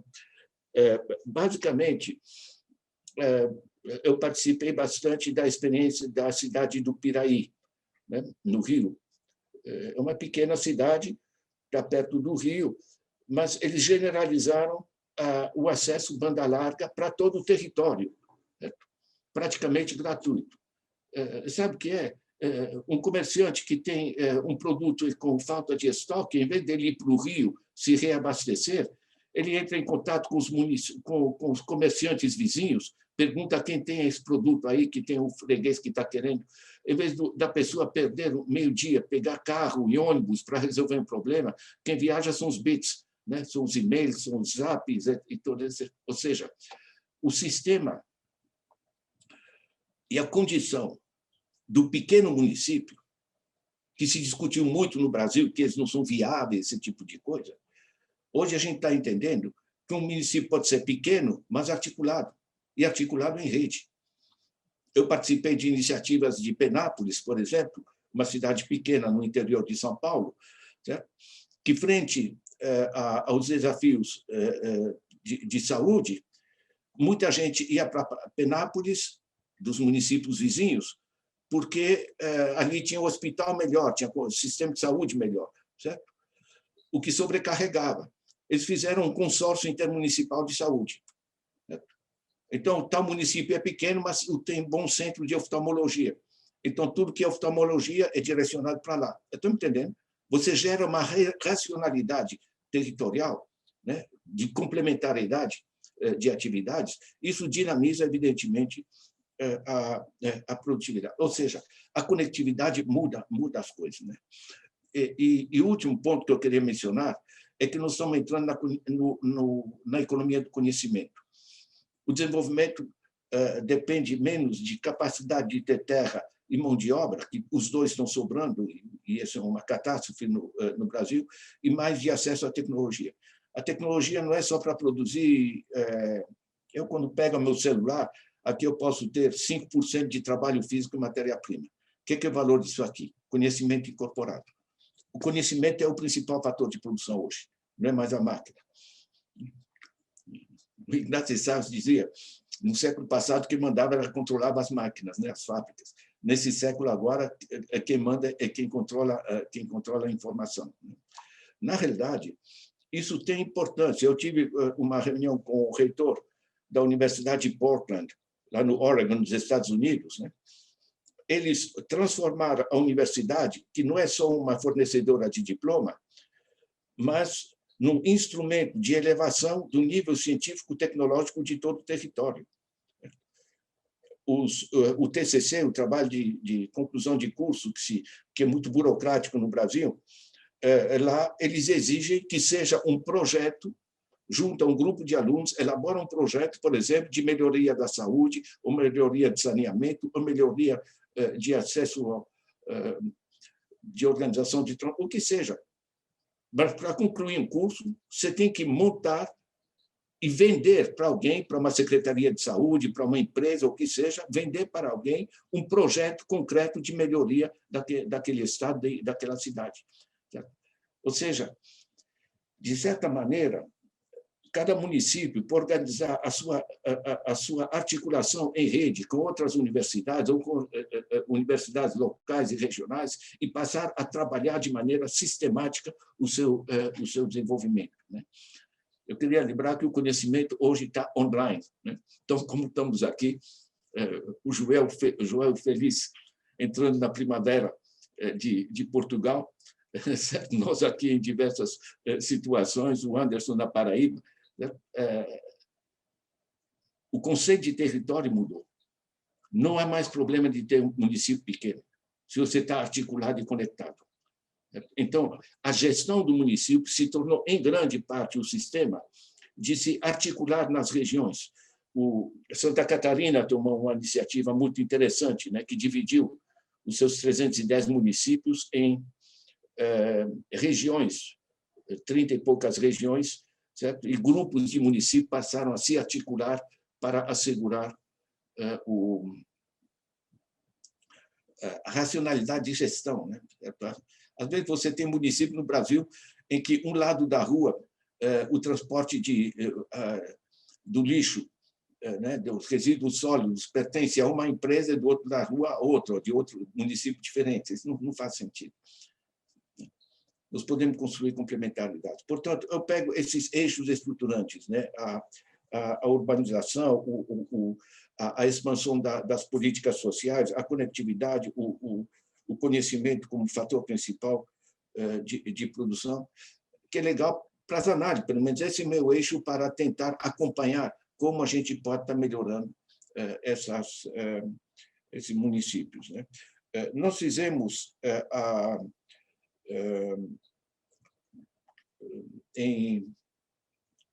são quase 15 anos já, 12 anos atrás, enfim, fizemos uma pesquisa que resultou nesse livro que eu apresentei o link aí no chat, tá? Política Nacional de Apoio ao Desenvolvimento Local. São 89 propostas práticas para fazer funcionar os municípios. Nós rodamos, viu, Anderson? Rodamos o Brasil todo, 1 ano e meio, envolvemos mais de 400 pessoas, rodamos, eu fiz a coordenação científica, fomos parar lá com a articulação lá do pessoal dos municípios do norte, né? Disseram que o problema principal lá não é dinheiro, o problema principal é comunicação, porque o Ministério da Comunicação proíbe rádios comunitárias que têm alcance de mais de 1.000 metros, né? 1.000 metros na cidade, o cara que fez o projeto provavelmente morava em São Paulo, olhou do seu prédio, 1.000 metros à volta dá um bocado de gente, certo? Só que na Amazônia, como eles disseram para nós, 1.000 metros você vai de uma árvore até outra árvore, né? O sentido. Então, a gente foi descobrindo, Joel, a que ponto as prioridades municipais são extremamente diversificadas. Você tem os municípios litorâneos, os municípios do sul, inclusive em termos de heranças culturais, né? Pegam, por exemplo, a herança rural de Santa Catarina, no Paraná, completamente diferente do Nordeste ou do Norte, coisa do gênero, né? Daí que a gente viu muito reforçado a que ponto a gente tem que assegurar a descentralização e deixar as comunidades locais se apropriarem e elas definirem quais são as prioridades. Certo? Agora, do jeito que estamos agora, o prefeito no Brasil, ele em grande parte do seu tempo, ele vai para Brasília, ele tenta tirar uma lasca da emenda parlamentar de um deputado amigo, ele fica na antessala do ministro, né? O ministro vai receber com alegria, meu amigo, que bom te ver, tal. Vamos negociar um pouco. Você conhece a tal construtora? Você quer um viaduto? Né? Isso não funciona. Certo? Quer dizer, em termos de gestão, essa centralização de recursos, descentralização dos recados, isso aqui simplesmente não funciona. Na fase de redistribuição de recursos que o Lula fez e que a Dilma fez, enfim, até 2013, que é o último ano antes de todo o processo do golpe, né? Certo? Isso funcionou e com muitas limitações, justamente porque são limitações estruturais. Deixa eu dizer que nessa pesquisa que nós fizemos nesse livro, a gente organizou as propostas em 8 eixos. Primeiro, finanças locais, as chamadas finanças de proximidade. Isso é generalizado em toda a Europa, é generalizado no Vietnã, na Coreia do Sul, na China, em diversos países. Isso é muito interessante. Para ter democracia política, você tem que ter democracia econômica. Você tem que aproximar o dinheiro de onde ele é necessário, porque você melhora a capacidade de pressão da população pela utilidade final dos recursos servindo o que é necessário às populações. Nós pegamos também outro eixo, que é de acesso às tecnologias. Hoje, é perfeitamente possível cada município, mesmo pequeno, fazer uma rede de interação. Eu pego um pequeno município que eu estudei no interior da Bahia, certo? Um município pobre, que todo ano viajava as pessoas para cortar cana aqui no estado de São Paulo. Eles fizeram, com a prefeita que foi eleita, a Neuza, eles fizeram um acordo com a Universidade Federal da Bahia para a tecnologia da agricultura do semiárido. Em vez de viajar para São Paulo, passaram a desenvolver a própria agricultura. Certo? E o interessante é o seguinte, o governo do Estado, para punir, digamos, a população que tinha votado de maneira errada no seu conceito, né, eles mandaram fechar a única agência bancária. Uma cidade pequena, a 68 quilômetros do asfalto. Né? Não se assustaram, fizeram uma cooperativa de crédito. O dinheiro parou de sair, porque eles achavam que banco financia. No Brasil, o banco não financia, o banco extrai. Então, na realidade, você começa a ver que iniciativas que juntam as diversas áreas setoriais em função do bem-estar daquela população, elas começam a gerar sinergia. Um terceiro eixo que a gente pegou são as soluções institucionais. Por exemplo, eu tenho reunião com sindicatos de Sorocaba. Os sindicatos estão se queixando porque os salários, direito trabalhista, etc, etc. Tá? Agora, eles estão separados, porque tem categorias. Sindicato têxtil, sindicato para os professores, sindicato disso, daquilo. Então, eu estou acompanhando o tempo, estou sossegado, tá, Anderson?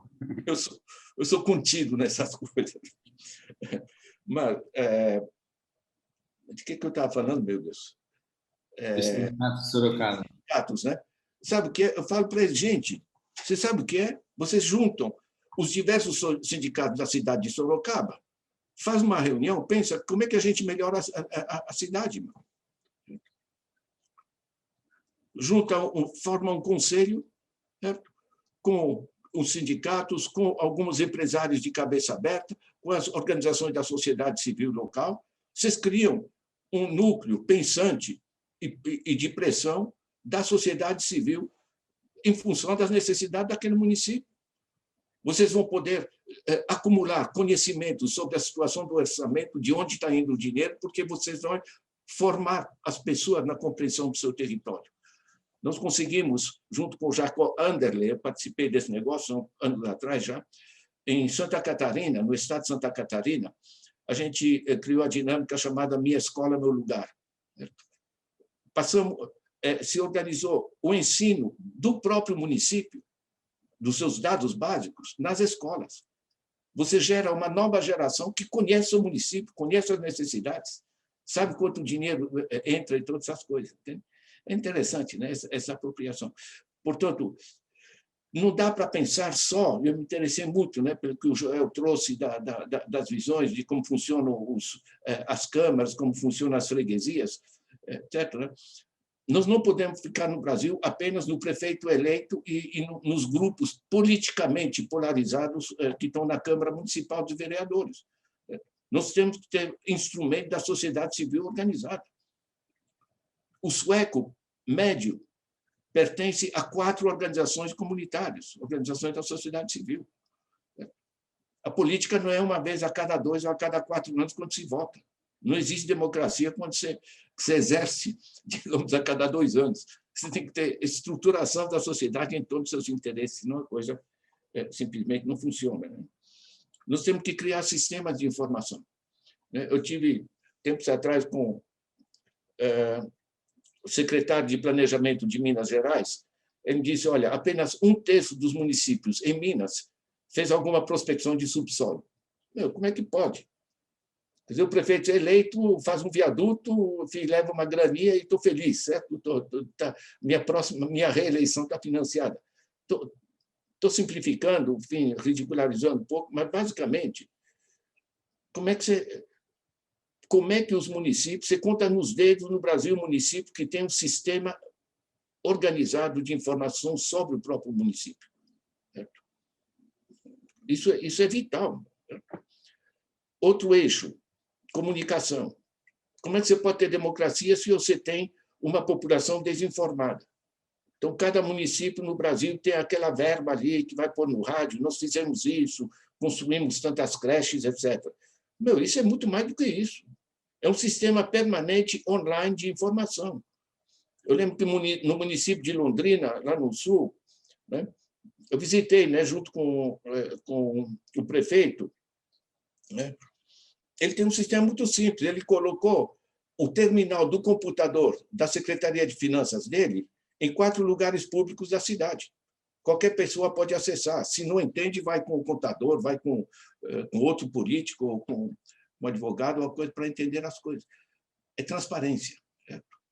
Você, na realidade, você tem que gerar esse sistema de dar ferramentas de participação à população. Isso significa aumentar radicalmente a densidade de informação e de comunicação, não publicitária, mas de informação mesmo, significativa para a população. Né? Nós trabalhamos também a necessidade de formação de pessoas. Né? No Brasil, você tem cursos, né, de administração pública, você conta nos dedos. Eu participei em Brasília, né, na Escola de Gestão Pública, no curso que foi feito, a gente organizou durante um ano um curso muito, muito bom de formação de gestores de desenvolvimento local. Né? Isso aqui tem que ser expandido e muito. A política não é só... A gente forma advogados que viram políticos, né? Esse negócio não funciona. Você tem que formar gestores no sentido pleno. Né?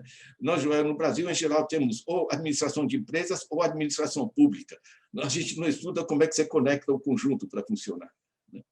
É interessante, né? como deformação. Né? São heranças, né? Antigas. Né? Mais 2 eixos. Tá?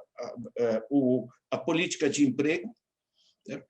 Não esperar que seja resolvido pelos mercados, gente, esquece. Tá? No Brasil, nós temos 212 milhões de habitantes, 148 milhões em idade ativa, 16 a 64 anos, 148 milhões em idade ativa. O emprego privado, com carteira assinada, aquilo que a gente chama de emprego, 33 milhões. 38 milhões de pessoas do setor informal, gente que se vira, 14 milhões de desempregados, 7 milhões de desalentados. Meu. Agora, eu vou para a Imperatriz do Maranhão. Eu pego esse exemplo porque me chocou ali. Né? Eu vou lá de vez em quando, porque meu pai está enterrado lá. Né? Quer dizer, eu tenho Imperatriz, tem um monte de gente desempregada. E em torno da cidade, uma imensidão de terra vazia, de terra parada. Meu, não é física quântica, dá para pensar alguma coisa, certo? Você faz um cinturão verde hortifruti granjeiro, como fazem tantas cidades na Europa, na China e outros, meu, te permite alimentação decente, enriquecimento do município, empregos e bem-estar das famílias, alimentação melhor nas escolas, e você dinamiza a economia, né? O que rende mais para o caixa do município, e o sistema, em termos econômicos, fecha. Né? Nós temos o desemprego, a terra parada, e eu olhei nos supermercados, o grosso do que tem nas prateleiras de supermercados é transportado vindo de São Paulo, mais de 1.700 quilômetros, né, de caminhão. É o tamanho e a dimensão da irracionalidade.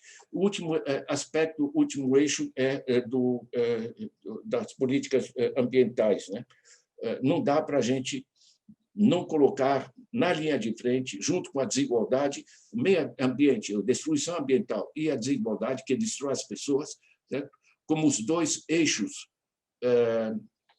trágicos, digamos, em vez de pensar e o pessoal ficar denunciando, discutindo o socialismo, isso, aquilo, temos que ver onde pega, onde se gera o sofrimento, onde se gera o drama, onde se gera a paralisia e dar as respostas. No Brasil, são políticas que reduzem a desigualdade e políticas que resgatam o meio ambiente, né? Eu participei muito, Joel, na política do Lula, né, e Dilma I, né, quer dizer, basicamente, de 2010 a 2013, essa década foi chamada pelo Banco Mundial de The Golden Decade, a década dourada do Brasil. É muito interessante, porque não é só Bolsa Família. Eu tenho eles aqui, eu estudei todos eles, eram 149 projetos, programas. É o Luz para Todos, enfim, um conjunto de projetos, a elevação do salário mínimo, né? O fato é que se repassou mais recursos para a base da sociedade, o que gerou demanda. A demanda permitiu que as empresas tivessem para quem vender. O desemprego, que era de 12% em 2002, caiu para 6%. Tanto o consumo das famílias, que aumentou, gerou recursos, imposto sobre o consumo, para o Estado, como a atividade econômica que se reforçou também gerou recursos para o Estado. Certo? E eu tenho, qualquer pessoa pode pegar no meu blog, contas públicas, vocês colocam na janela de busca contas públicas, uma nota técnica em 5 páginas, eu mostro como evoluiu o déficit, o investimento no Brasil. Esse sistema funciona, quer dizer, não é muito misterioso. Eu sou economista, Joel, claro que eu penso mais nessa dimensão, né? Mas, na verdade, é o seguinte: a economia funciona quando você orienta ela para o bem-estar das famílias. Né? E não é mais misterioso que isso, porque isso gera demanda, gera um emprego, ambos geram recursos para o Estado e a roda gira. A gente viu isso com o New Deal do Roosevelt, está vendo isso agora com as propostas do Biden, funcionou com o welfare state na Europa, funciona na China, né? Com diversos sistemas políticos e de organização. No conjunto, o que funciona é você orientar a economia para o nível local, com gestão descentralizada em rede, que é o grande eixo para o qual a gente se direciona hoje, né? Queria lembrar que o nosso problema não é só o problema tipo saúde, desigualdade, fome, etc. Esses são os problemas. Mas o nosso problema é por trás dos problemas. É a capacidade organizativa de enfrentar os problemas, a chamada governança. Para mim, é o desafio central. Obrigado, gente. Estou dentro do tempo, Anderson, respeitando. Obrigado, professor. O tempo cronológico é só um detalhe, porque as informações são muito amplas e talvez são muito maiores do que o tempo ali, e a riqueza de conteúdo que o senhor trouxe. Muito obrigado. A gente vai abrir aqui rapidamente para alguns comentários e algumas perguntas. Eu, na verdade, queria só fazer uma provocação, assim, em termos tentando amarrar as duas falas. E o professor Joel, logo no começo, ele fala sobre essa diminuição dos estudos sobre poder local, no caso de Portugal, né? Dizendo que alguns dos estudiosos já estão aposentados ou na fase já de retirada da vida mais produtiva. Acredito que no Brasil, e aí vem minha pergunta para o professor Ladislau, se essa temática do poder local, o senhor sente como uma temática de fato que teve uma diminuição nesses períodos no início dos anos 2000, uma maior centralidade do federal, né, e como fomento e como produção da política e distribuição da política, e se, a partir da sua sensibilidade, professor Ladislau, se esse é um tema que o senhor sente um crescimento, uma ascendência no contemporâneo, assim, se vem se há temática e há espaço para isso, né? Para essa discussão e até mesmo pensando um pouco sobre isso, professor Joel, se o senhor vislumbra um cenário de médio prazo de retomada desses estudos do poder local em Portugal. Esse é um estudo, uma pergunta mais puxando para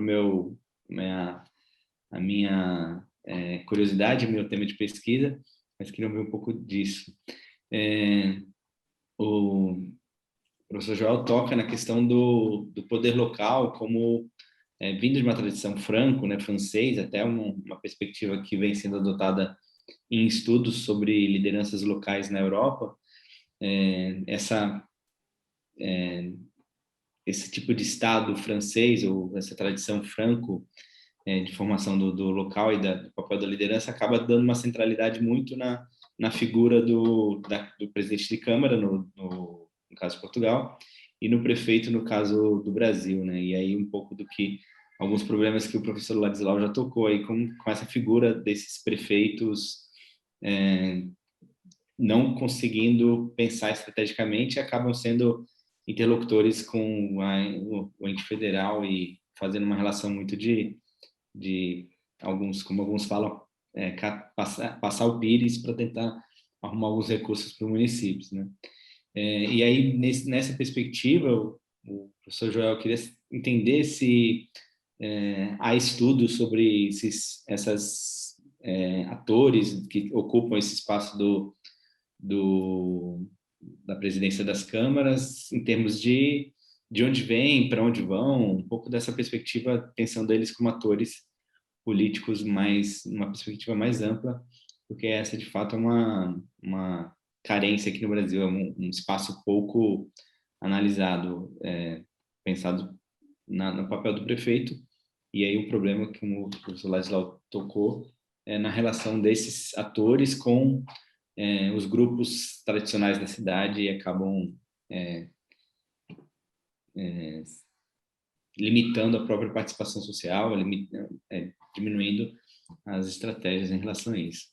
Eu fiz essas perguntas e não toquei no tema da participação porque a gente tem uma pergunta aqui do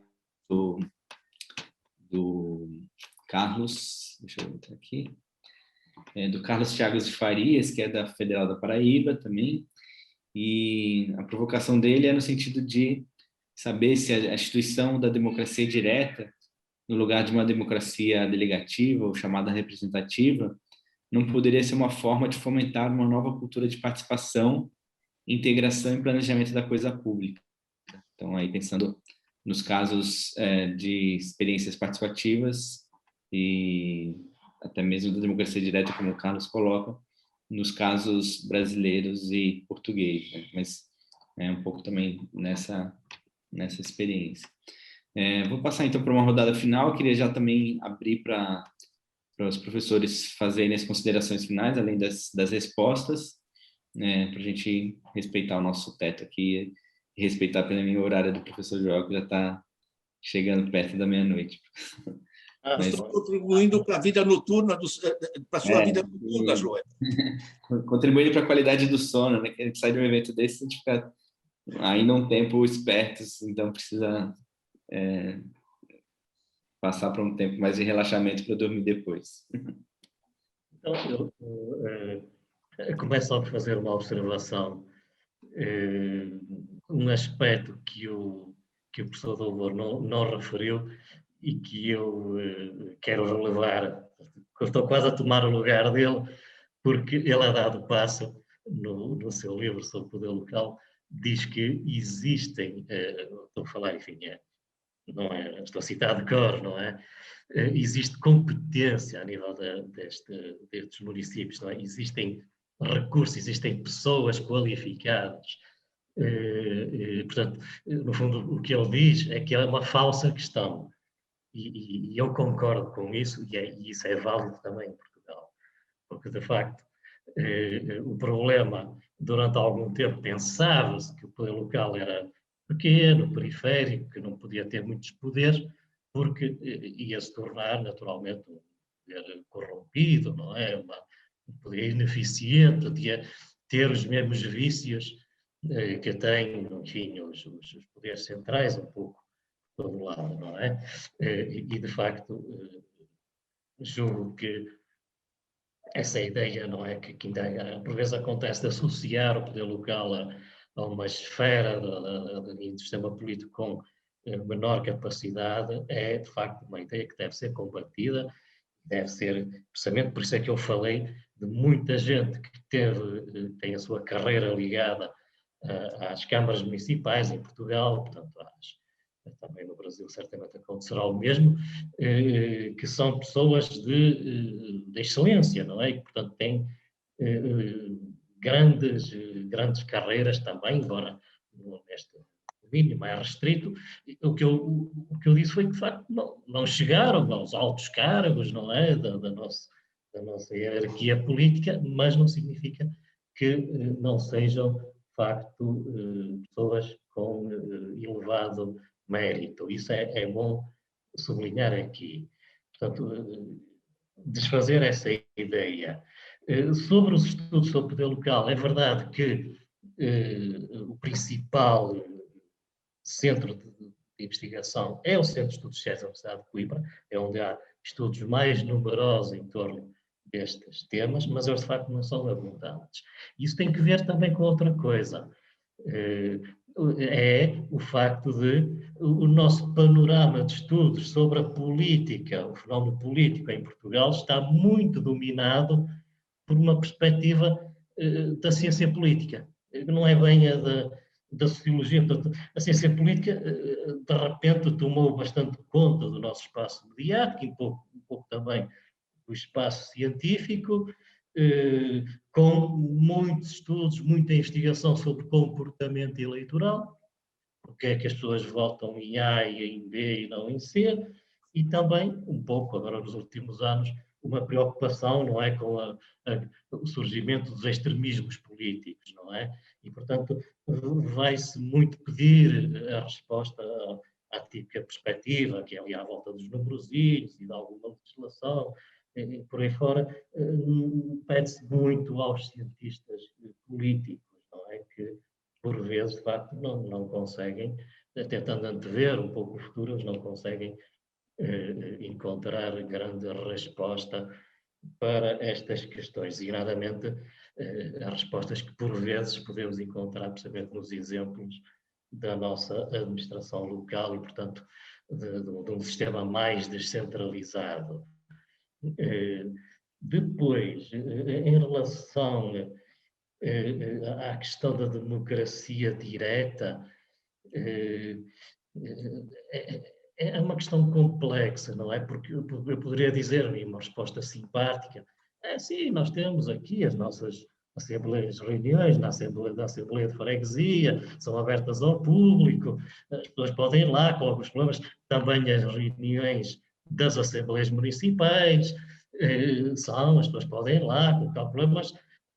É verdade que os mecanismos são muito limitados e muito controlados, não é? Portanto, quando há projetos importantes, grandes obras públicas, faz também a consulta pública, por aí fora, mas é verdade que há um grande desinteresse da população em geral em relação a isto. Mas o desinteresse pode não ser necessariamente mau, pode significar também que as pessoas, apesar de tudo, têm confiança em quem as governa, não é? Portanto, aqui também apostar tudo na democracia direta, ou numa democracia participativa muito reforçada, não significa necessariamente que as coisas estejam a correr muito bem, não é? Portanto, eu pessoalmente julgo que nós precisamos ter, efetivamente, na base, um sistema representativo, sobretudo em países de grande dimensão.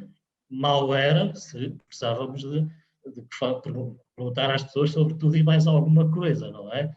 Portanto, nós elegemos os nossos representantes também confiando em que eles tomarão boas decisões e que, naturalmente, também poderão consultar se assim for o caso, não é? Portanto, há limites, embora é verdade que a nossa tradição, como eu disse há pouco, a tradição portuguesa, e julgo que também será um pouco o que se passa no Brasil, há uma certa centralização do próprio poder local naturalmente fecha um pouco a Câmara, não é? Fecha um pouco a Prefeitura à participação das pessoas, não é? Isso sucede um pouco, é verdade. Mas também temos digamos, só para tentar dizer isto em poucas palavras, também temos, efetivamente, estou a pensar aqui num caso como este município fica aqui no nordeste de Braga, que se chama Póvoa de Lanhoso. Eu conheci o anterior, ele morreu há poucos anos, até o anterior presidente, prefeito aqui da Câmara Municipal, e o homem, em parte, deu cabo da saúde dele, porque ele praticamente não havia semana que não fosse uma festa. E num ano normal, um verão, ele era capaz de ir a 30 casamentos, 20 batizados, não sei quantos funerais. Portanto, era normal, de facto, o líder local andar nessa vida e, portanto, passava a vida em festas e em cerimónias e tudo isso, mesmo coisas privadas, não é? Da vida privada das pessoas. E, portanto, essa ideia de proximidade, de facto, também está muito presente, não é? Os nossos líderes locais cultivam, de facto, essa proximidade em relação à população. Mas isso, eu diria, resulta mais da centralização, não é? Do sistema político local, é muito centralista e, por isso, acaba por também corporizar um pouco esse exemplo, que, de facto, é um pouco dignificante, não é? Em termos democráticos, de uma certa permeabilidade, não é? Práticas pouco transparentes, cá está, para usar um termo que há bocado o professor Dalbor utilizou, não é? A necessidade, de facto, de um sistema que cultive essa transparência, não é? Enfim, a informação, não é? Dada aos cidadãos. Mas não faria mais comentário, pá. Dou a palavra, naturalmente, também ao companheiro de painel, a quem agradeço as palavras simpáticas também que me dirigiu.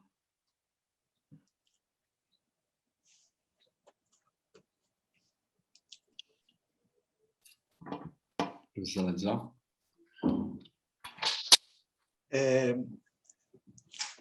Deixa eu finalizar aqui. Primeiro, a questão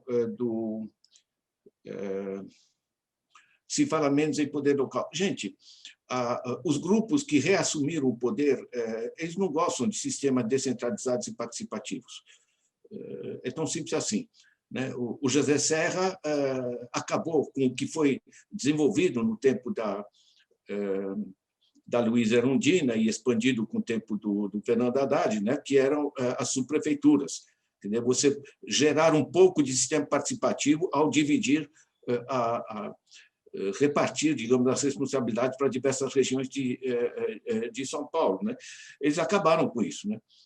Porque são os interesses das grandes empreiteiras, das grandes especuladoras imobiliárias, que são os grandes grupos e dos grandes sistemas financeiros que mandam na cidade. Certo? É tão simples assim, né? Além dos grupos que a gente conhece, da transporte, do lixo, etc. Enfim, né? Aí vale a pena você chamar a Hermínia Maricato, né? Que mostra com toda a clareza como chama esse processo. Agora, a realidade é a seguinte, você tem toda a razão, que nós tínhamos, no início dos anos 2000, até na parte dos anos 90, tínhamos uma discussão muito rica sobre desenvolvimento local. Certo? Agora, durante o governo Lula, isso se expandiu em termos de aplicação efetiva. Tá? Essa pesquisa que eu mencionei aqui, que a gente mencionou, foi durante o governo Lula, feita a pedido dele. Certo? E não é um negócio do que o governo pode fazer para os municípios. É como o município pode se apropriar da sua dinâmica. Certo? A gente tem escrito ali nesse livro, o desenvolvimento não se espera, né? Se esperar que chegue uma filial da Volkswagen, alguma coisa. Não se espera, se faz. Certo? O que chegar de fora é lucro. Né? Então, agora, você tem toda a razão. Né? Quer dizer, essa discussão perdeu espaço. Eu estou tentando recolocar isso, e eu fiquei muito feliz quando vocês me convidaram para isso, certo? Eu estou tentando recolocar isso nos trilhos, recolocar essa discussão. Ela está, a meu ver, insuficientemente presente nas discussões, inclusive na própria esquerda, que fala das coisas muito gerais, mas insuficientemente da parte de gestão, da parte do processo decisório, como se decide, ao fim e ao cabo, o uso final dos recursos. Finanças de proximidade é isso. Os 118 bancos comunitários de desenvolvimento é isso, certo? Todo o trabalho que se faz, né, de tentar descentralizar. Por exemplo, nós já temos moedas locais virtuais, né? Tudo isso o que é? Tudo isso tem a ver com democracia direta, de certa maneira. Eu não acredito em democracia direta, tá, nesses termos. Eu acredito, sim, numa democracia menos indireta, ou seja, maior participação nos processos decisórios. Quando eu pego o pessoal ali do... Me escapa o nome. Como é que se chama, Anderson, o município aí no Rio, que está com Mumbuca, a moeda deles, né? É impressionante como eles resgataram. Como é? Barra do Piraí? Não, não é Piraí. Não, mas não tem importância. Você tem o Banco Palmas, por exemplo, no Ceará, né? São 118 bancos. O que é isso? Você se reaproxima, você recupera um fragmento do processo decisório, né? E o processo decisório sobre recursos é vital. Eu uso sempre uma antiga estatística, mas que é significativa e ilustra, né? Na cidade de Bertioga, de cada R$100 depositados na agência do Bradesco, na época, apenas R$8 ficavam na cidade de Bertioga. Tudo ia lá para fora. Quando eu vou para a Alemanha, o alemão não coloca seu dinheiro em bancos, coloca em caixas de poupança, chama Sparkassen, certo? Mais de 60% das poupanças da Alemanha estão ali. Sabe o que é isso? O dinheiro no local das pessoas, ele é decidido não por um banco, pelo Deutsche Bank ou o que seja, certo? Mas por uma caixa de poupança local, certo? E como, além do mais, grande parte do recurso federal é repassado também para o nível local, certo? Você junta as poupanças locais, um banco local, uma caixa de poupança local, que recebe esse dinheiro do governo federal, você tem uma autonomia de decisões no nível local muito grande. Certo? Isso melhora radicalmente todo o processo decisório, né? Eu tenho o caso da Polônia. A Polônia também não depende tanto de banco. Eles guardaram do tempo socialista seus 470 bancos cooperativos, né? São sistemas locais de gestão. Chamar disso de democracia indireta ou direta, basicamente o seguinte: se você não tem mais participação das pessoas em torno às decisões públicas e também o controle das corporações, do seu impacto econômico, do seu impacto social, olha, nem na parte do Estado, nem na parte das corporações existe Papai Noel, né? Eles não estão ali para resolver a vida da gente. Eles estão ali para assegurar seu futuro político, para extorquir, para ganhar mais dinheiro para os seus acionistas e coisa do gênero. Digamos que essa vitalidade do sistema participativo da cidadania é absolutamente vital. Eu acredito que as novas tecnologias, com a conectividade, né, e a possibilidade de uma gestão horizontal em rede, eu vou muito na linha dos estudos do Manuel Castells, né, e de outros estudos recentes sobre esse desenvolvimento, eu acho que nós temos potenciais para democratizar radicalmente. Deixa eu colocar, finalizando, só um argumento-chave. O principal vetor, o principal fator de produção, perdão, o principal fator de produção hoje não é mais a máquina, não é a força física, é o conhecimento. Agora, o conhecimento é diferente. Né? Os bens físicos, né? Se eu passo para o Anderson meu relógio, eu deixo de ter meu relógio, tá? É o que a gente chama de bens rivais. O conhecimento, não. Eu passo para ele um conhecimento, eu continuo com ele, e vice-versa. Quando eu olho que a China criou o CORE, China Open Resources for Education. Qualquer cara que numa universidade desenvolveu uma tecnologia, em vez de sair da universidade, patentear e esperar que alguém compre a ideia, né? ele recebe um bônus e essa ideia é repassada instantaneamente para todo o sistema de pesquisa, todas as universidades da China. Na China, ninguém está reinventando a roda, todo mundo trabalha na ponta. Certo? É só ver a dinâmica tecnológica da China. Essa sociedade do conhecimento, essa revolução digital na qual a gente está entrando, ela permite sistemas muito mais colaborativos, né? E, para mim, esse é um eixo fundamental de transformação política que temos pela frente. Eu queria agradecer imensamente ao Joel. Para mim é uma emoção de voltar anos ali para Portugal um pouco, né? Eu queria muito te recomendar, usem esses meus livros. Todos os meus livros, nós somos uma rede de professores, disponibilizamos online. Tá? Vocês podem usar isso, estão em formato de vídeos, inclusive. Claro que é em português brasileiro, mas, enfim, a gente se entende. Né? Eu acho muito legal, você sabe, porque essa pandemia e essas formas de trabalho nos permitem da gente trabalhar muito mais de maneira interinstitucional e colaborativa. Tá? Então, aqui você tem uma pessoa aberta, um polo aí para discussão, para qualquer coisa necessitar. E, da mesma maneira como estamos discutindo aí com gente da Paraíba, certo? Há 2 anos atrás, me chamavam para Fortaleza, eu tinha que perder 2 dias, eles tinham que fazer um projeto para ter dinheiro para pagar passagem, tudo isso. Certo? Hoje o Anderson me manda um zap e diz: professor, vamos fazer uma live? Pronto, estamos discutindo aqui Portugal, aqui Paraíba, aqui Brasília, São Paulo. Isso é uma imensa oportunidade para a gente desenvolver. Gente, um imenso obrigado a quem está assistindo, o pessoal do apoio técnico. Vamos cuidar da vida. E, Joel, uma boa noite, né? É verdade. Meia-noite para você, né? Já bateu o sino lá em Portugal. Aqui não se ouve, embora esta seja a cidade das dúzias e dúzias de igrejas, não é? Que é característica aqui da cidade de Braga. Tem imensas. É. Professor Ladislau, o nome da cidade era Maricá. Maricá, isso. Maricá. É óbvio. É a idade, a gente esquece nomes, uma coisa muito curiosa mesmo. Bom, eu queria agradecer, então, novamente, finalmente, aos 2 professores, professor Ladislau Dobor, professor Joel Felizes, e agradecer pelas palavras e por esse momento.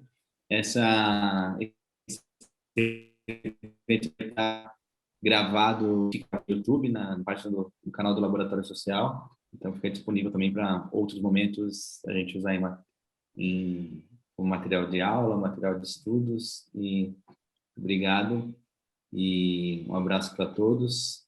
Obrigado aos que aguentaram ficar até esse momento. E boa noite, professor Joel. Espero que você já deite logo e consiga relaxar logo e dormir logo. Mas até uma próxima. Muito obrigado. Obrigado, então. Beleza. Qualquer coisa que precisem, também estou à disposição, não é? Contactável, como é evidente. Portanto, isso é válido também para os que assistiram, queiram mais alguma informação, naturalmente. Eu agradeço. Até logo. Tudo de bom, gente. Boa noite, grande abraço.